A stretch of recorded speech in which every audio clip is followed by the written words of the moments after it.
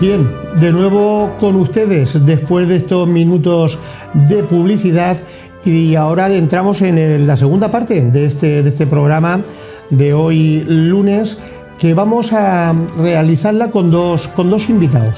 Dos invitados que últimamente creo que por aquello de que, como se dice habitual y popularmente, se están colando en todas nuestras casas con los medios de comunicación, porque nos traen historias nuevas, historias que nos cuentan cómo alguna vez fue Hellín, cómo alguna vez lo que hoy conocemos como tradición, como hoy nos hace ser de carácter internacional, donde hoy somos patrimonio inmaterial protegido por la UNESCO, y ellos nos cuentan nuevas versiones de lo que hasta ahora se conocía de la historia del tambor. Cómo comenzó el tambor alguna vez a ser el instrumento primordial y que daría personalidad a la ciudad en la que vivimos y que tanto queremos las personas que residimos en Hellín.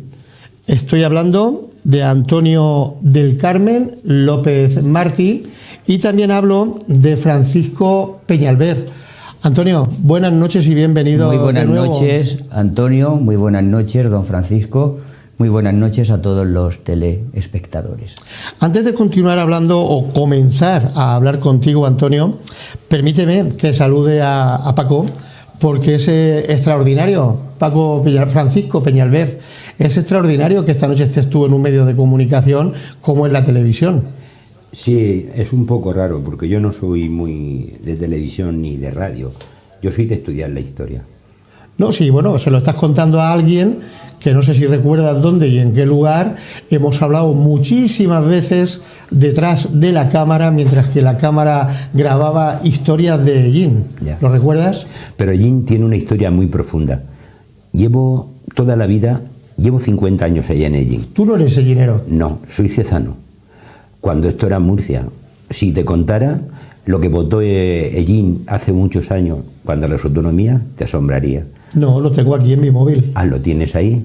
Pues esto era Hellín y el pueblo quiso ser murciano. Lo que pasa es que los políticos no dejaron, porque donde se meten no cabe nadie. Bueno, dejamos eso y vamos a la historia. Sí. Paco, solamente un detalle, porque cada vez que escucho decir eso, que no voy a decir si llevas razón o no llevas razón, pero no olvidemos que el político que está puesto en algún lugar público, que está puesto en alguna concejalía, en alguna diputación o algo por el estilo, tiene el poder de los ciudadanos. Sí, escucha, te voy a decir una cosa. Mis hijos son hellineros, mi mujer, yo no, pero toda mi vida la he dedicado a Hellín.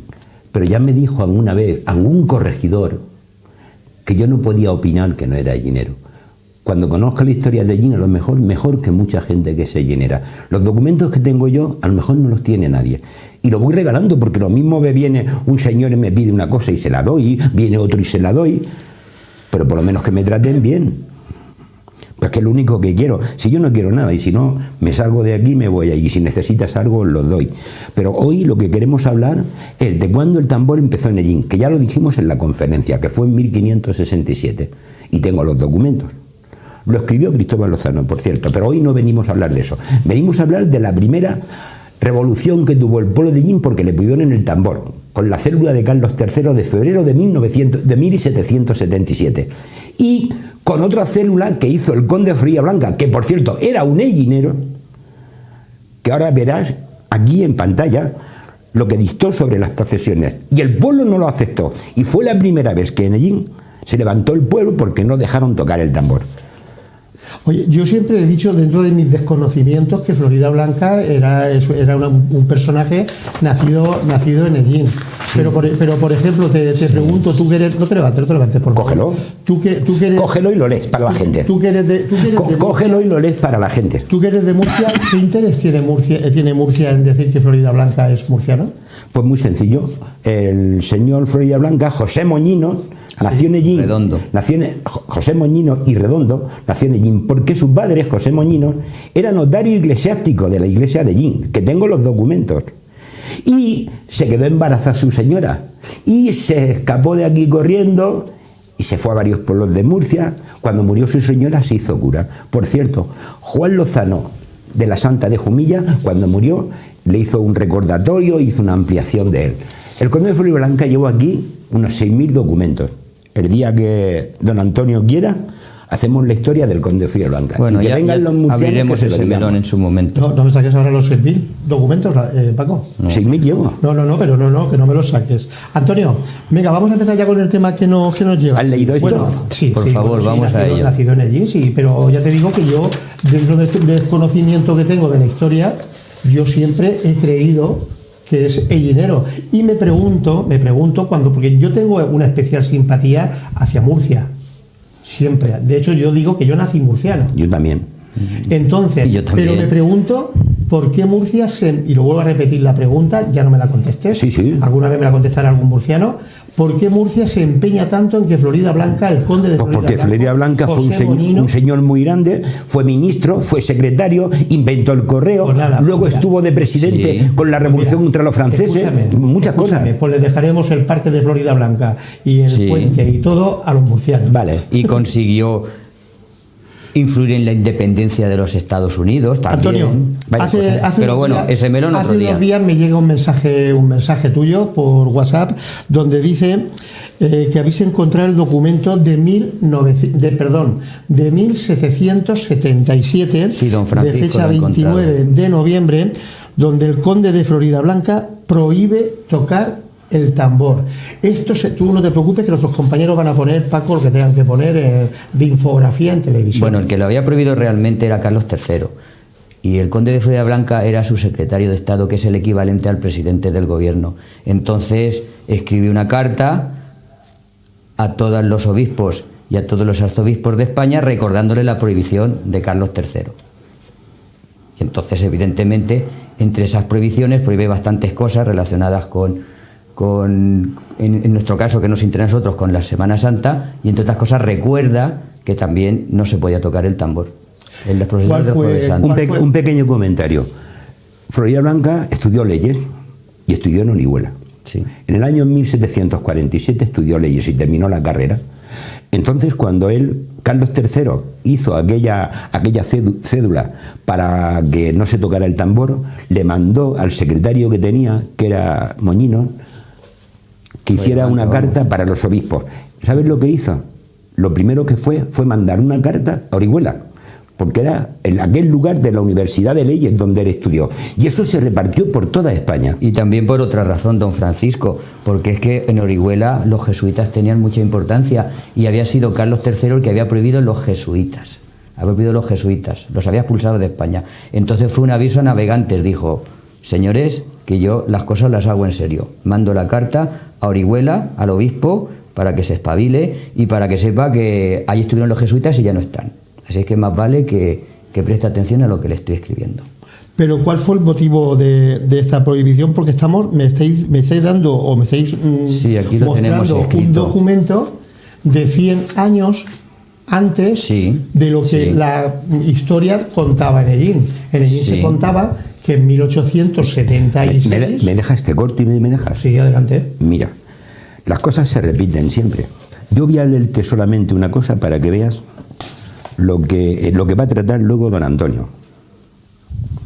Te lo voy a hacer en trobo como los murcianos, porque yo soy murciano y soy trovero, y se hacen las cosas en trobo. Mira qué bonito está esto para que relaciones toda la historia del tambor y por qué se hizo esta célula. Mira, era una carta real que se publicó en febrero y lo firmó sin reparos el rey don Carlos III. A finales de noviembre, aquel político rey, por cierto, le llamaban el político a Carlos III, ordenó a Floridablanca que redactara la ley. Así don José Moñino hizo sus indicaciones, legisló cómo serían unas nuevas procesiones. Ni penitentes de sangre, ni armados en procesiones, ni tambores que repiquen con ruidos pecadores. Ellinenses, recordando la tradición de Lozano, se sublevan en la plaza. No pararán nuestras manos, racataplán los tambores, ni caso al corregidor, que somos buenos cristianos, a la M, inquisidor. Pascual Ruiz de Villafranca, corregidor ellinero, y don Francisco de Paula hizo un acuerdo en el clero, y hasta Marón y Patiño prohibía el tamborilero. Así, a través del tiempo, según conta en la memoria, esperemos que este año no se repita la historia. Estamos ahí trayendo más o menos la historia de lo que sucedió o dónde comenzó. Exactamente, sí, pero, y ya se ha ido repitiendo. Pero en 1777 y 8, fue en el 8 justo. 1778. En la Semana Santa del 78. Bueno, el 77 ya hubo problemas porque tenemos a un señor de Murcia que se llama José Ramos, que ya dice que llegó el 15 de marzo a Murcia. Sí. Es un señor que escribe una especie de diario del reino de Murcia y de su vida. Entonces escribe un documento en su diario, una entrada en su documento, donde dice que el 15 de marzo llega una orden de Carlos III que les desmonta la Semana Santa. Ese año no hubo varias procesiones, tampoco las hubo en Sevilla, en 1777. Pero es que el remate ya es lo de Florida Blanca. Dice lo siguiente, mira, y habiendo servido su majestad mandar por su real cédula de 20 de febrero del año pasado de 1777, que no se permita en adelante un montón de cosas, las procesiones de noche, y que tienen que estar recogidas antes de ponerse el sol para evitar la sentina de pecados que frecuentemente ocasionan la oscuridad de la noche y la concurrencia de gentes de ambos sexos. Sigo leyendo en esa página 24, pues debiendo practicarse tales procesiones con la luz natural del día. Sigo leyendo, y así será muy conveniente que se reduzcan sobre aquellas 4 o 6 que acostumbran a poner las andas en cada imagen. Sigo leyendo, esto es lo más interesante, porque nos afecta a nosotros. Sí, pero estás extrayendo... Y por cuanto su majestad en dicha real cédula no solo prohíbe los referidos trajes, está hablando de trajes anteriormente, y el que asista con la cara cubierta a las procesiones, sino absolutamente cualquier otra cosa extraña o diforme, como los penitentes de sangre, en Ellín la cofradía de la sangre de Cristo, que existe desde 1603. Vuelves a traer el mismo broche que has traído. Ahora después hablamos de esto. Como cualquiera de otra especie, los tambores, trompetas, clarines o bocinas, tocándose especialmente por sujetos que no lo tienen por oficio, ni les corresponde por su clase. ¿Qué quiere decir esto? Que en la procesión de la sangre de Cristo tocaban los tambores personas que no le correspondía tocarla, porque para Carlos III, y por supuesto con el mandato de Florida Blanca, la tenían que tocar exclusivamente la gente de oficio, que eran los militares. Y lo que ya le espantaba es que tocase gente que no le correspondía por su clase el tambor. Es decir, que personas pudientes o gentes adineradas siguiesen en esa procesión de la sangre de Cristo tocando el tambor. Eso ya les repateaba, porque una persona pudiente, adinerada o una persona aristocrática en aquella época donde era tan importante, estamos en la ilustración, en el despotismo ilustrado, todo para el pueblo pero sin el pueblo. No se podía permitir que las personas dirigentes tocasen un tambor. Lo dice aquí bien claro, ni les corresponde por su clase tocar el tambor o la bocina, porque allí se tocaba el tambor y la bocina. Pero Antonio, todo eso, ¿cómo se mantiene en el tiempo? ¿Cómo llega? Porque hoy, por ejemplo, es fácil que las tradiciones perduren, que las tradiciones lleguen y avancen con el pasar de los años. Bueno, he dicho Antonio o Paco, yo pregunto y contestáis vosotros quienes lo veáis oportuno, Paco. Pero, por ejemplo, ¿cómo se mantienen en aquellos años? Sí. ¿Cómo se mantiene una tradición? Es muy sencillo. Permíteme que te haga la pregunta. Que se mantenga la tradición y que llegue en 1876, porque decimos que no es falso, porque no me habéis dicho que sea falso ese dato. No, claro que no. Sino que perdura de un siglo antes. ¿Vale? ¿Puedo hablar? Espera, sí, ahora cuando yo te dé la palabra, y si algo no lo he dicho bien, tú me rectificas. Por eso lo voy a hacer. Bueno, y entonces, pues nada, lo haces y yo te lo agradezco. Entonces, se llega a 1876 y al parecer los tambores venían en procesión, como estoy contando. Se repite lo mismo como esto, sí. Aquí lo y dice. Entonces en 1876 hay un alcalde que dice, se acabó, sí, hasta aquí llegamos. Y entonces es cuando cuenta la historia que a partir de ahí los tambores sellineros se van y lo hacemos de la forma que se está haciendo ahora. ¿Puedo hablar? Por favor. ¿Puedo hablar? Mira, un pueblo, cuando tiene sangre por en medio, no puede perdonar nunca esas tradiciones. En el año 1567 era 12 de abril. Ocurrieron unos hechos en Ellín en el cual el pueblo escuchó el tambor, pero muchas muertes, y violaciones que hubieron en Ellín. Aquel pueblo fue repitiendo aquel hecho y pasó de padres a hijos. Y ellos empezaron a tocar el tambor. Después del Concilio de Trento, que empezaron las procesiones, los soldados iban tocando el tambor. Pero el pueblo de Ellín, la primera procesión que hizo, la hizo desde los Algezares a la iglesia. Era el año 1567 y aquello lo repitió. Y todos los años los iba repitiendo. De hecho, iban delante en las procesiones. Lo que ocurrió es que en 1777, cuando les prohíben aquello, una cosa que tenían asumía con sangre. De 200 años. No, de 200 años antes le dijeron, a mí puedes prohibir a todo el sitio. De hecho, Tobarra y Ellín tocaban el tambor. Tobarra y Jumilla tocaban el tambor porque eran vicaría de Ellín. Y tocaban el tambor como Ellín. Ellos lo dejaron rotundo, claro, pero Ellín no lo dejó porque era una tradición de sangre que tenían. Y tuvo que mediar don Francisco, acuérdate. Y sigo más. Eso volvió a ocurrir con Francisco de Paula en el 1650. Pasó lo mismo. Se levantó el pueblo otra vez. Luego ocurrió en el 76, como tú bien dices, con Madrid y Patiño. De hecho, luego te doy un periódico de Antonio Redondo Orriol, que era un periodista de Ellín, que escribió, vino una semana entera, porque de crío muy jovencillo se lo llevó el padre a Madrid. Y quiso conocer su pueblo y la Semana Santa. Y cuando estaba Marón y Patiño, estaba aquí.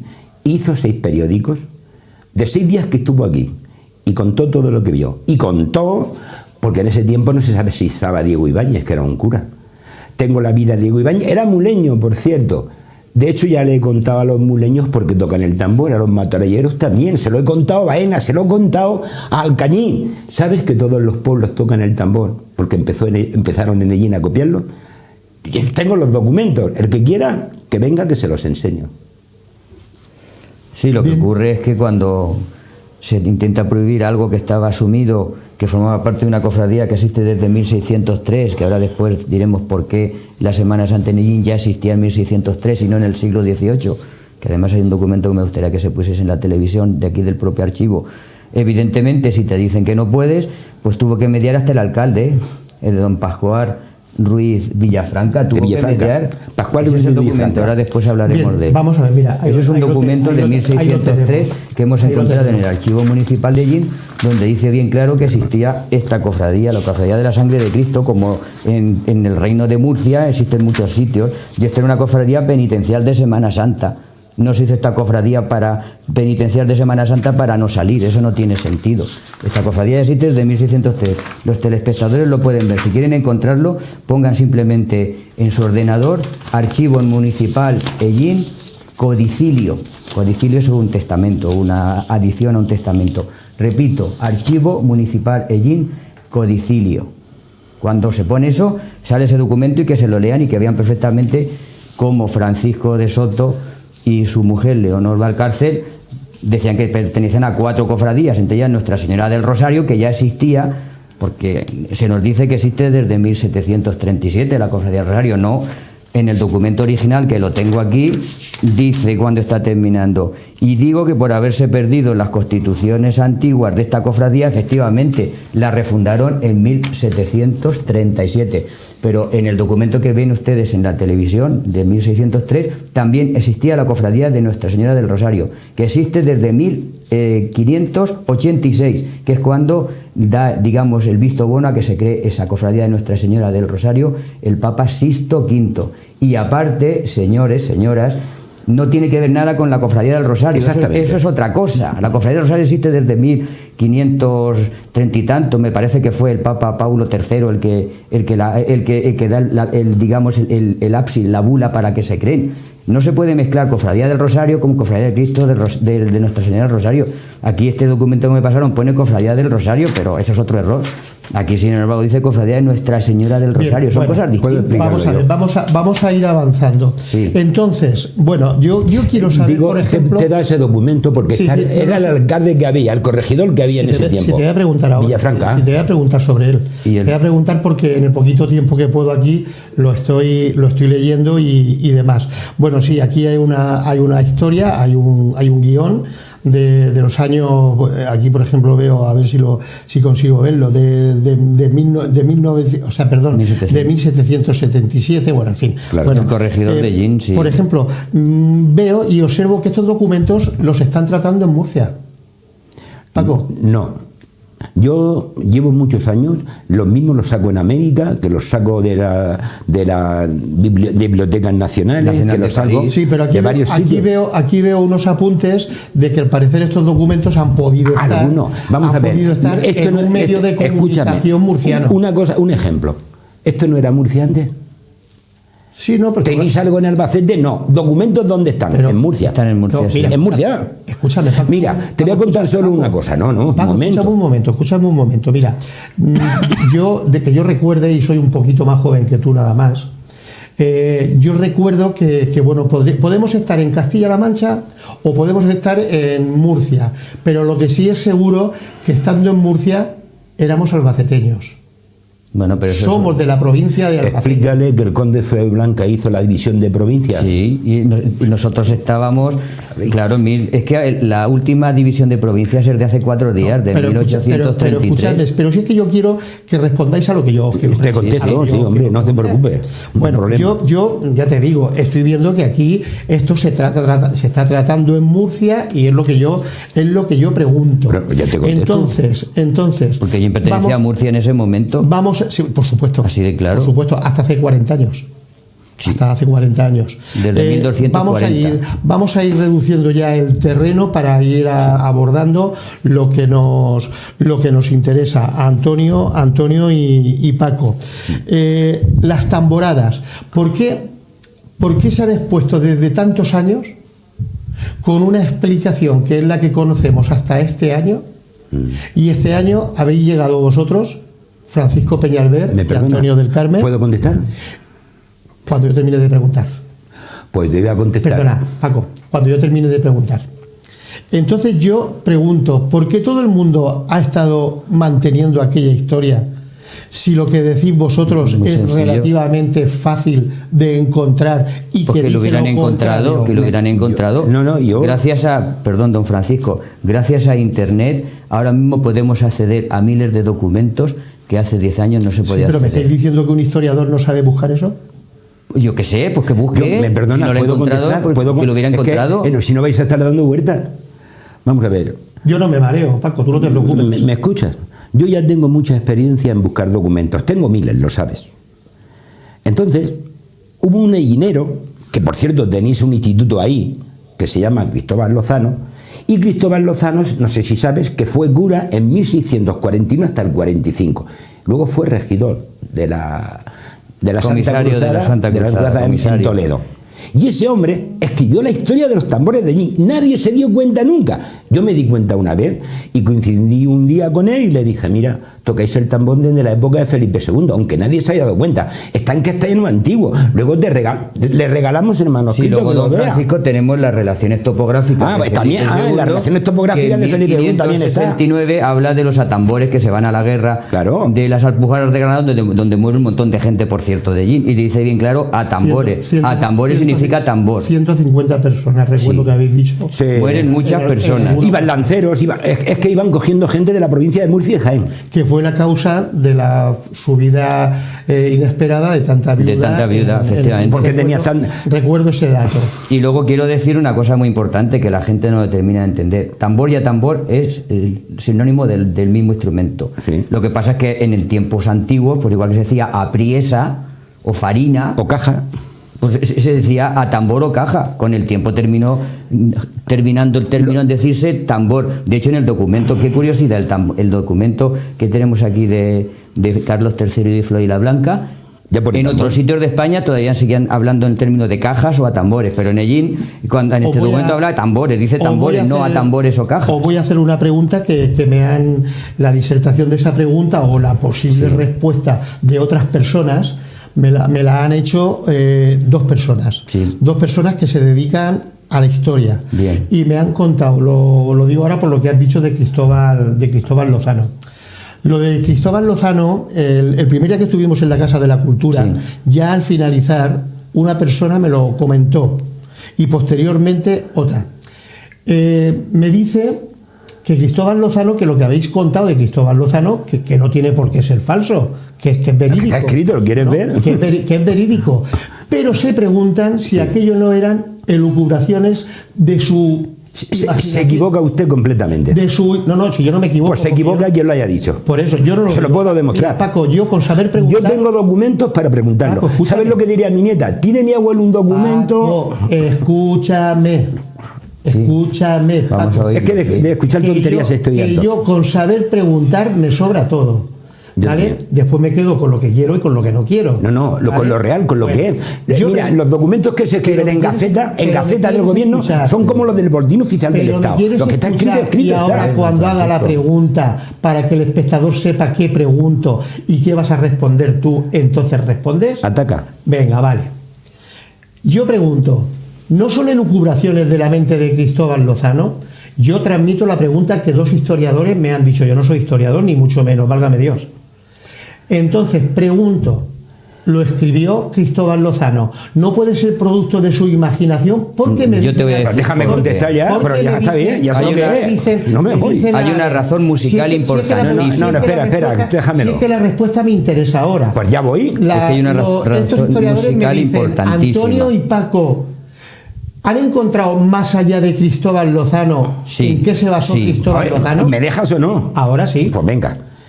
Cristóbal Lozano contó una historia que pasó en Hellín cuando se alzaron en las guerras de Flandes.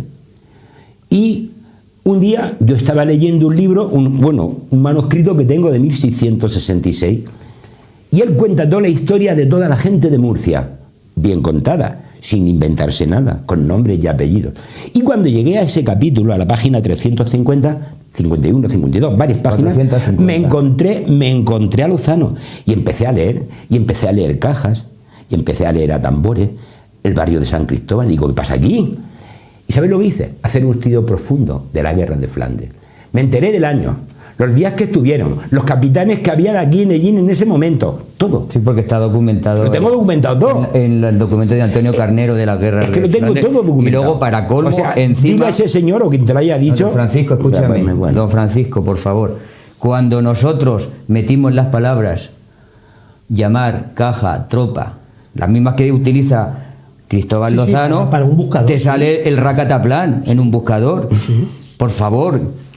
¿Cómo ibas a ver en 1660, cuando escribe ese relato, el señor Cristóbal Lozano, que ese toque era militar? Era militar. Es que no tiene sentido.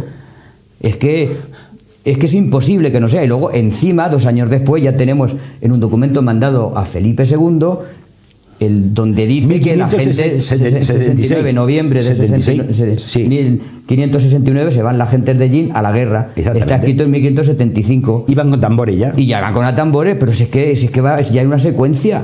Y conforme vayamos investigando, seguro que sacamos esas lagunas enormes que tenemos entre el 76 y lo que hemos sacado del 77 ahora, y seguiremos sacando datos, porque gracias a la informática hay miles y miles de documentos que podemos acceder a ellos, porque están fotografiados, están microfilmados, fotografiados, y los podemos encontrar en la red. Eso hace 10 años era imposible. Entonces nuestra fuente de investigación es Internet y la fibra que tenemos en nuestra casa, que nos permite navegar a velocidades estratosféricas. Y don Francisco, que lleva 20 años, y cuando digo, búscame este documento, don Francisco, pues se me mete en la biblioteca de París para encontrar el zapatata a nuestros hermanos de Tobarra, porque lo que ellos llaman el zapatata es un toque que hemos encontrado en un tratado de tambor militar, perdón, de tambor de danza, de 1589. Ahí está la partitura, que yo como soy músico la leo, y rítmicamente el zapatata lo hemos encontrado en la Orqueseografía de Tonneau d'Arvaux de 1589, que es un tratado de tambores para aplicar los ritmos a las danzas. Y ahí está. Y más cosas que encontraremos, pues es normal, el que busca encuentra. Antonio, mira, un comentario. Es normal. En el año 1808, cuando empezó la guerra de independencia, Floridablanca estaba de presidente de la Junta para luchar contra los franceses. ¿Sabes lo que hicieron? Un reglamento de tambores. Y desde aquí, de toda España, llamaban a los críos de 12 años para aprender a tocar el tambor. No sé si lo sabes, pero te lo enseño si quieres. Sí, es que... el señor que te haya preguntado eso, si quiere algo... Se lo damos. Se lo explico. Se lo explicamos. Tengo documentos. Que vengan a... Los nombres hay que decirlos. Lo mismo que dicen mi nombre, ese señor que haya dicho... Mira, este señor ha dicho... Pero, Paco, ¿me dejas que la entrevista la haga yo? Sí. Es que el nombre lo voy a decir. Ah, pues eso Pero lo voy a decir cuando yo quiera, no cuando tú quieras. No, pero hombre, me atañe a mí.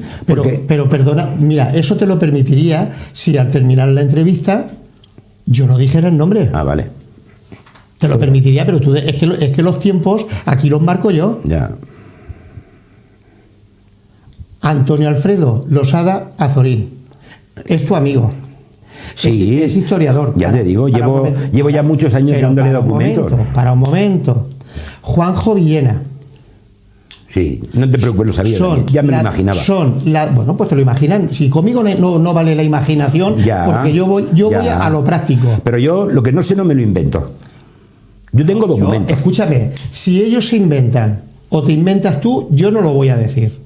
Vale. Yo te pregunto y tú hablas. Detrás de esas cámaras, pues posiblemente tengas a cuánto, a 1.000, a 2.000 personas esta noche que nos están viendo. Ellos van a tomar referencia y van a creer unas cosas y a no creer otras. Trabajamos para ellos. Mira, yo mi concepto de lo que me estáis contando ya lo tengo hace tiempo, pero no lo voy a contar ni aquí ni en ningún lugar.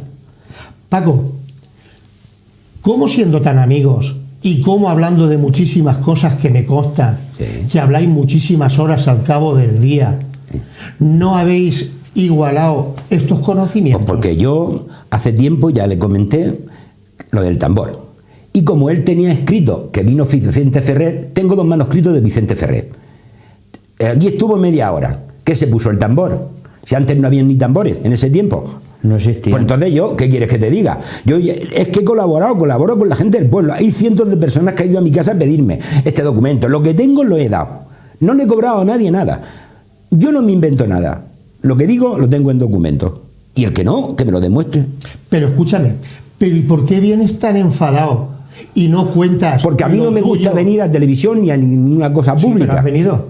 He venido pues porque el otro día escuché que estaban hablando de Vicente Ferrer, que el tamborilero Ferrer. Me muero. Pero si es que no existía el tambor en 1411. No te mueras, que es peor, Paco. Sí, no, me da un infarto, tengo casi 70 años ya, pues cualquiera. A ver, por tonterías favor. No quiero escuchar. Vamos a ver, don Francisco, de nadie. Por favor, vamos a ver. En 1411 no existían los tambores. Hace un rato te he mandado un documento donde dice bien claro que los tambores fueron inventados por los suizos y en España no existía ese instrumento porque no existía, porque hasta 1483, que lo he dicho ya por activa y por pasiva, llega a la guerra de Granada, porque Fernando el Católico necesitaba los mejores mercenarios para acabar y entonces llama a los suizos que eran los mejores, a los suizos y a los alemanes. Los contrata y con ellos viene la disciplina del tambor que sirve para que todo el mundo atacase a la vez, porque antes se atacaba como en las Mesnadas, como en la película de Braveheart, allí todo el mundo corriendo y gritando. Los suizos hacían la guerra en silencio, con órdenes militares.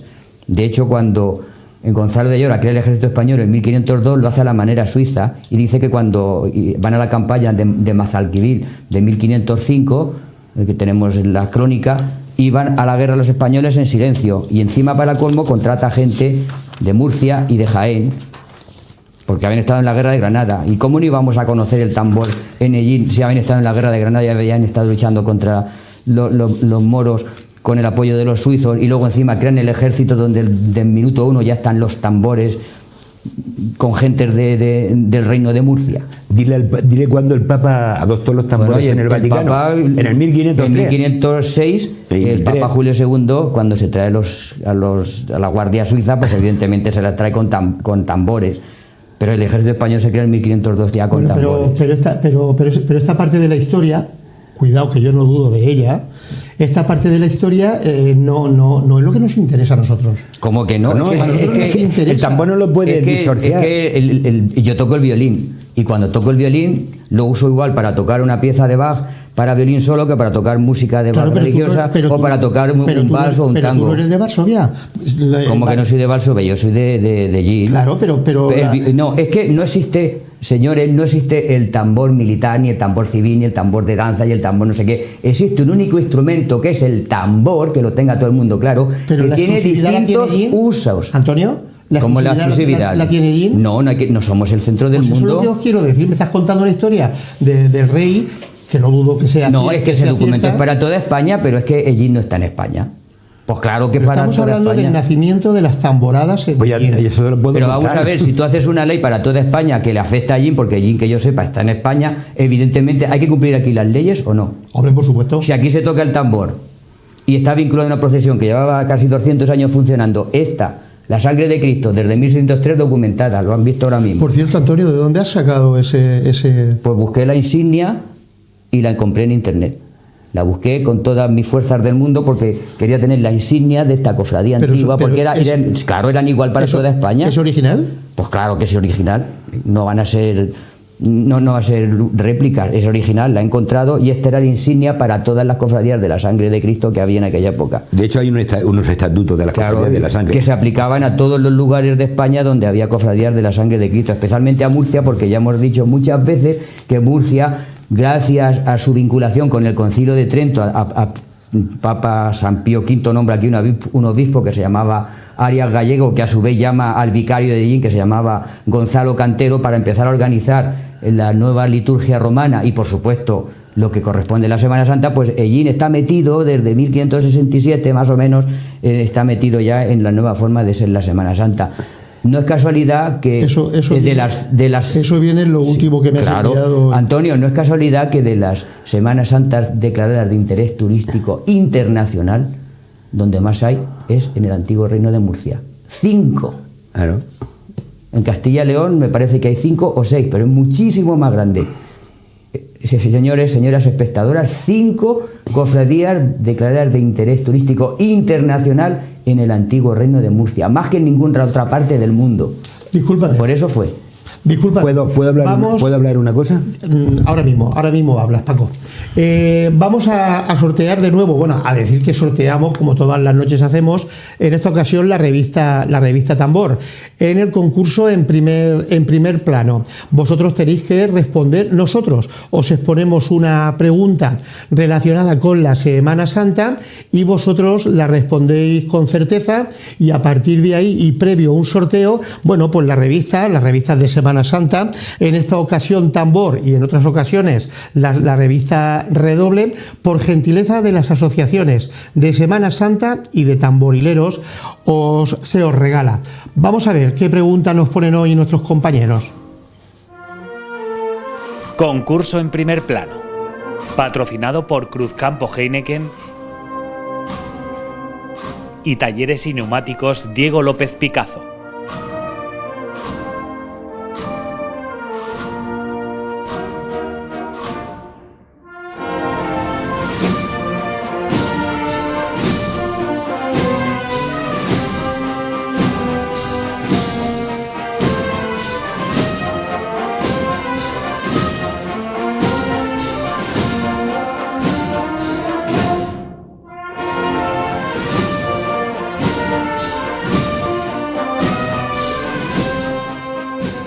Pues ahí estaba la pregunta que os hacemos hoy para que esta revista pueda ser de uno de vosotros. De todas formas, os recordamos y nos gusta hacer esa publicidad porque están trabajando, porque se lo merecen y porque necesitan economía para poder subsistir.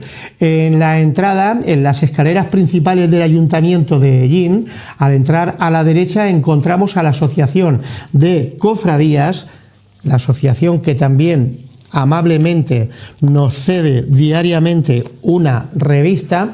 Los encontramos en el Ayuntamiento de Ellín a la derecha, y a la izquierda encontramos a la Asociación de Peñas de Tamborileros. Por favor, comprad las revistas, colaboráis con la Semana Santa, os lleváis un trocito bastante apetecible de la historia actual de Ellín, y eso, pues colaboráis y la Semana Santa de Ellín más grande.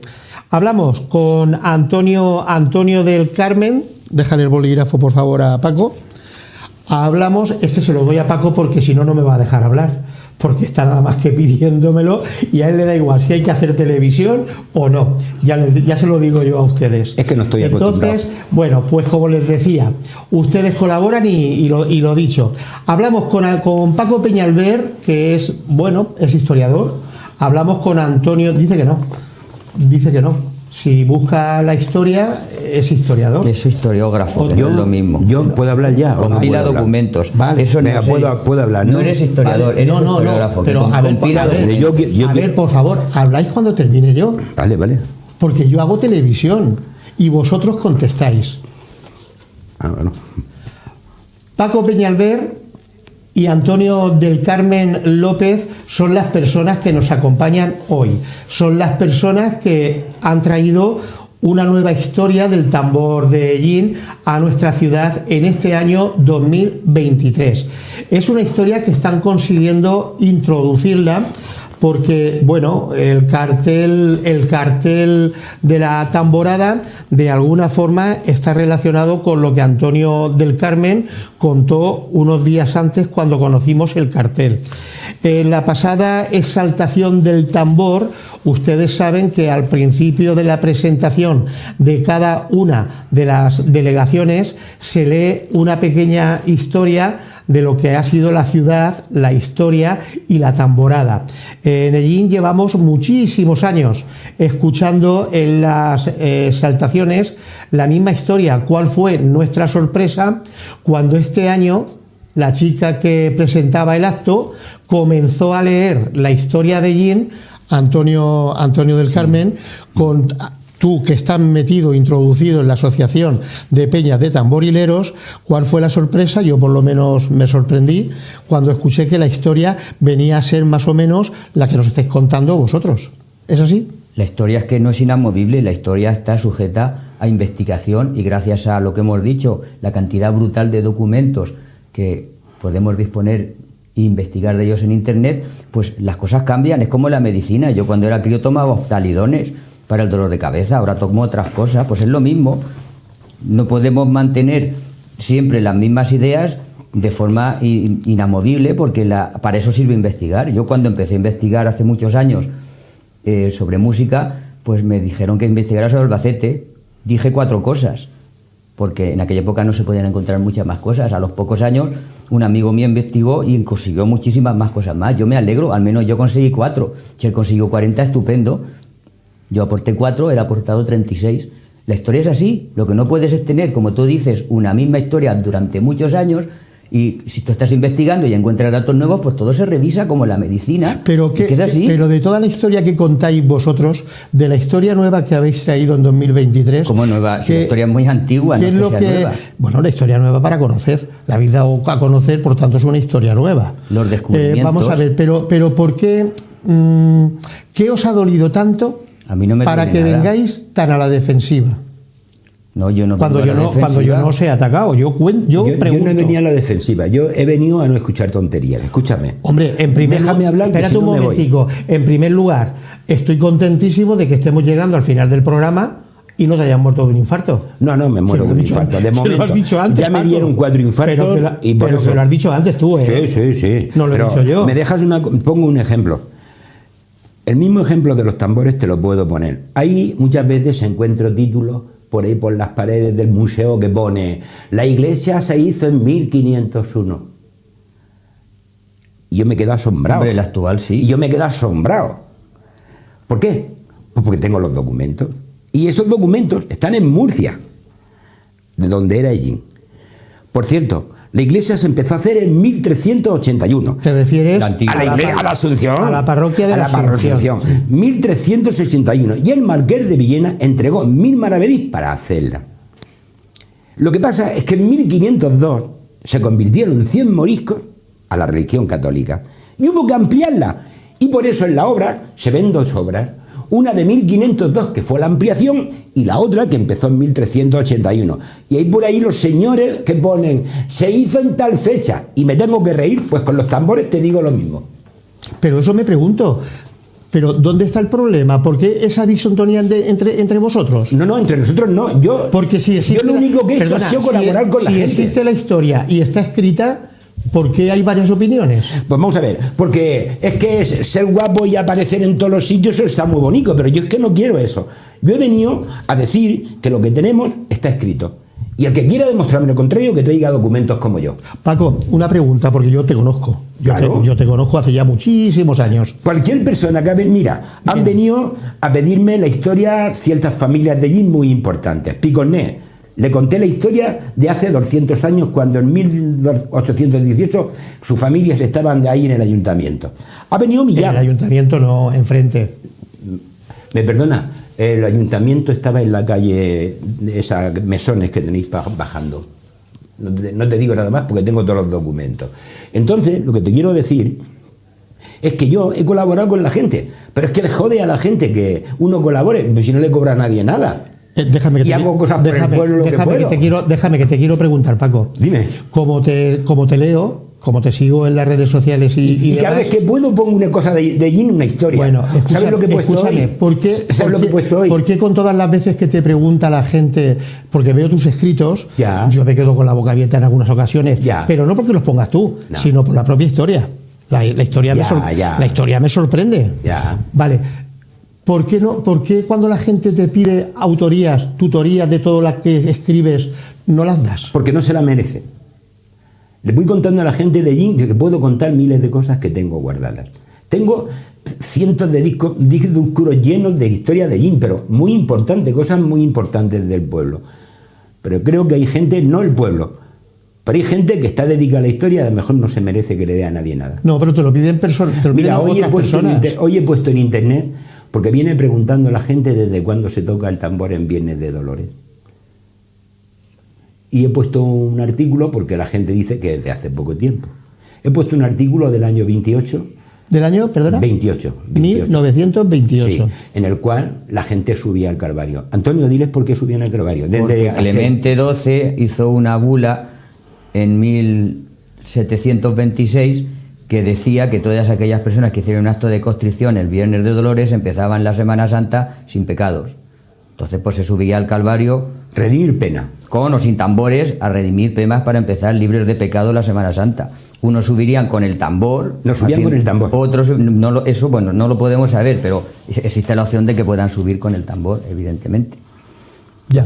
Bueno, sí. Pues yo creo que hay mucho por hablar con Paco y con Antonio, también con otros historiadores que nos dicen cosas distintas a lo que ellos dicen. El por qué los hemos nombrado aquí a ellos, pues les hemos nombrado porque lo que nos han dicho, cuando nos cuentan algo, saben con quién hablan. Entonces me creo autorizado a poder exponer lo que ellos han dicho. ¿Por qué hoy están? Porque con Antonio sí contábamos para hoy, por el escrito sí contaba contigo. Contaba contigo porque Paco no quiere venir a televisión. Claro. Pero es que era descubierto lo de 1777 y yo no quiero robarle nada a nadie. La razón de que Paco haya venido hoy es porque el pasado viernes se enfadó. ¿Qué voy a decir yo? Se enfadó muchísimo, porque al día siguiente me llamó y de verdad estaba encendido y confundido, porque dijo que alguien sacó su nombre y dijo alguien que no era su nombre, el nombre de Curro Peñalver, lo saqué yo. Ya, pero Curro es Paco. Lo mismo que está... Sí, bueno, sí, quiero... Es que a mí, Paco, me gusta explicarme bien lo que digo en cada momento. Entonces, yo, lo mismo que esta noche he expuesto los nombres de aquellas otras dos personas que yo los reconozco como historiadores y han contado o cuentan una historia. En Televisión Ellín no opinamos si es cierta una o es cierta la otra. No opinamos si está bien una o está mal la otra. En Televisión Ellín lo que hacemos es escuchar, nosotros aprendemos y esperamos que ustedes también aprendan gracias a los invitados que tenemos aquí con nosotros. Yo he detectado, se lo he preguntado a los dos, a Antonio, que es una persona tranquila, y a Paco, que es una persona un poquito más altiva, que con quién venían peleados y no me lo han querido contestar. Simplemente ahí lo dejo, a ver si alguna vez me lo quieren contestar. Yo desde luego los he notado que vienen un poquito allá. ¿Que la historia que ellos cuentan sea cierta? Ahí están los documentos. Como decimos en Ellín, miel sobre hojuelas. Mira que están los documentos. Antonio, Es que no se trata de ser cierto o no ser cierto, se trata de estar documentada. Ya, pero es que aquí no hablamos de creer ya, o no pero creer. es que eso mismo, y no me lo cuentan a mí, se lo cuentan a miles de personas, me dicen las otras personas. Bueno, Pero porque tienen vengan con documentos, sus ¿no? documentos, nosotros con Que los saquen los documentos. y nos Hombre, sentamos trae y libros abrimos. escritos. Pero eso que tiene Paco. que ver, yo puedo escribir un cuento o O sea, puedo si escribir te una traigo novela o puedo el escribir... libro, se lo pueden... documentos oficiales de la academia. Vamos a ver, Paco, si yo veo un libro escrito, mira, esto es un libro. Allí, No, eso no, lo que valen son los documentos. Bueno, Mira, de 1500 si a mí aquí me enseñan y estoy viendo serigrafiados. Eso puede ser literatura, Antonio, perfectamente. Eso no, Es que eso el no libro- vale para nada. Eso, no vale para eso nada. es lo que me dicen ellos que es lo de Cristóbal Lozano. y lo de Felipe II también en literatura. Me lo han dicho y lo con- de y me lo que han hemos dicho- visto me con lo han el dicho toque con de llamar en Cristóbal caja también me en lo han dicho literatura. con Cristóbal Lozano y yo te pregunto para que tú lo contestes. No creas que yo estoy asegurando que es lo suyo, no, Antonio. No me entiendas así. Entiéndeme que yo te pregunto para que tú contestes. Acabo de El decírtelo. decirte yo que es de Cristóbal Lozano. También pensaba yo que era literatura cuando leí y me lo presentó don Francisco, pero no, hasta que me di cuenta de que pero era Antonio, literatura. no malinterpretes que yo no afirmo, yo no afirmo. Yo pensé lo yo mismo pregunto. que tú me has dicho cuando me lo presentó por primera vez, pero cuando me encontré que las palabras me las encuentro en el 2022 con el toque que él dice que hay, que es uno de Jean, y me quedo de piedra y digo, es que esto no puede ser un cuento, es que no puede ser. Y para colmo, cuando veo que en el mismo libro, en ese capítulo, Mira, los dos relatos anteriores están absolutamente documentados en Murcia, ¿por qué no va a estar documentado? Venga, que el vamos a tercero? ir terminando ya. Sí. ¿Y te extraña que la gente que escuche esta historia, este relato por vez primera o por segunda vez o por tercera vez, piense lo mismo que tú pensaste? Acabas de decirlo. Yo pensé lo mismo cuando lo conocí. Hoy ya Por no, porque supuesto, está lo que más pasa es que cercano hay a que él. profundizar, lo que no puedes es quedarte en la superficie.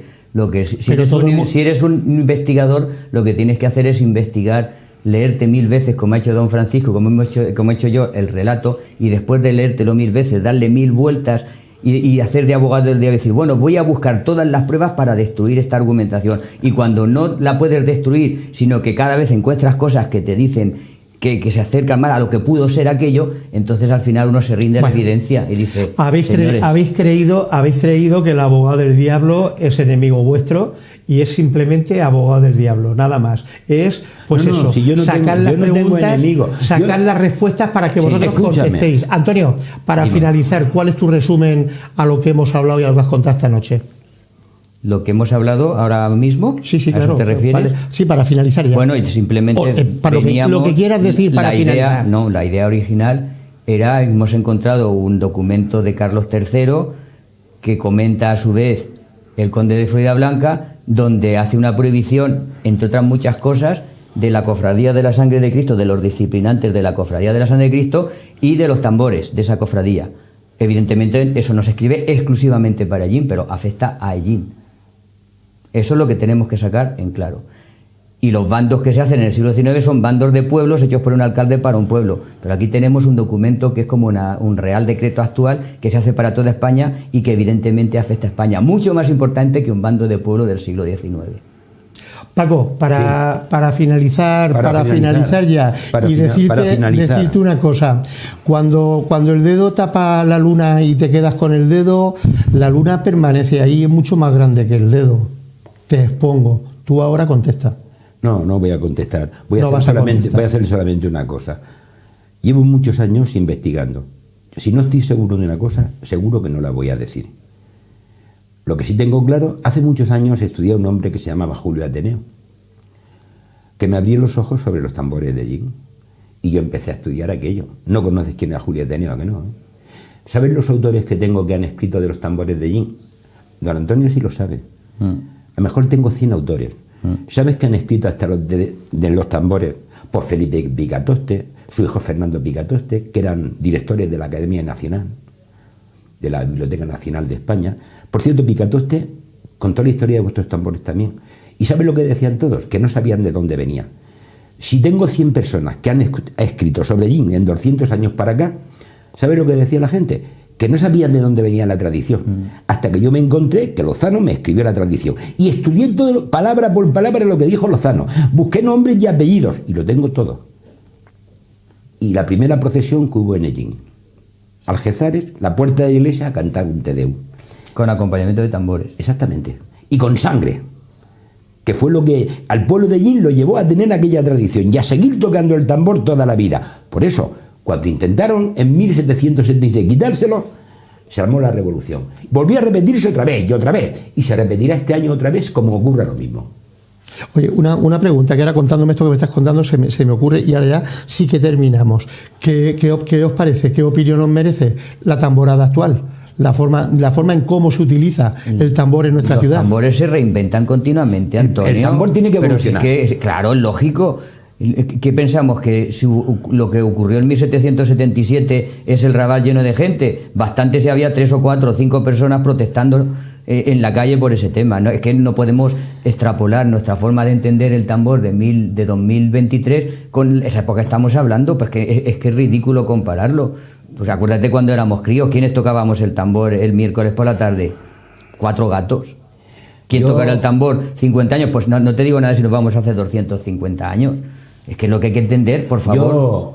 Yo lo que tengo en el corazón es que yo llegué aquí hace muchos años y algunos muy políticos, que son muy políticos, se pusieron con el tambor delante para que no pasaran las procesiones. Aún conservo los documentos allí y hasta sentencias judiciales de alguna persona, que no voy a decir nombre, porque no me quiero meter con nadie. Pero los documentos están escritos. Muy políticos, de esos que se pusieron delante con el tambor, lo mismo que ahora. Eso hay que aceptarlo. Pero es que eso forma parte de la tradición. Pero forma parte de todo esto. En el momento que un alcalde quiera modificar al pueblo, tendrá el pueblo contra él. Pero si no pudo el rey Carlos III, don Francisco. Ni Carlos III, ni Paula, ni Maro, ni Patiño, ni la guerra de la independencia, ni las guerras carlistas, ni la COVID, ni la guerra civil. Nada. Ni nada. Pero si Floridablanca y Carlos III acabaron con los jesuitas, y sin embargo aquí tenemos que se meten con el tambor de Ellín, y aquí lo tenemos todavía. Entonces, ¿qué va a pasar en vuestra opinión este año con los horarios? Nada, no va a pasar nada. No va a pasar eso. La gente va a tocar el tambor bien, como siempre. Normal y corriente. Porque no va a pasar nada. La gente también es que la gente no es no mala. va a pasar nada. Yo no he visto que la gente de Ellín sea mala. Lo que pasa es que tienen sus costumbres. Los hombres somos como somos, a veces bebemos, nos pasamos un poquito, pero no es toda la gente en general. Claro, hay que contar. Efectivamente. O sea que Paco, cuidado que vas unido a un cable. Vale, no te preocupes. Cuidado que vas unido a un cable. El 99,99% es súper cínico en Ellín. Es que como estáis a la defensiva. Pero que yo simplemente os estoy preguntando vuestra opinión. Es que yo no he dicho que sean malos los tamborileros. He dicho que qué va a ocurrir este año con los horarios. Nada. Y me contestáis de la forma que me contestáis. Señoras y señores, que nos marchamos. Nos vamos ya. Gracias por estar con nosotros y mañana volveremos con más historias, con nuevos invitados. Muchísimas gracias.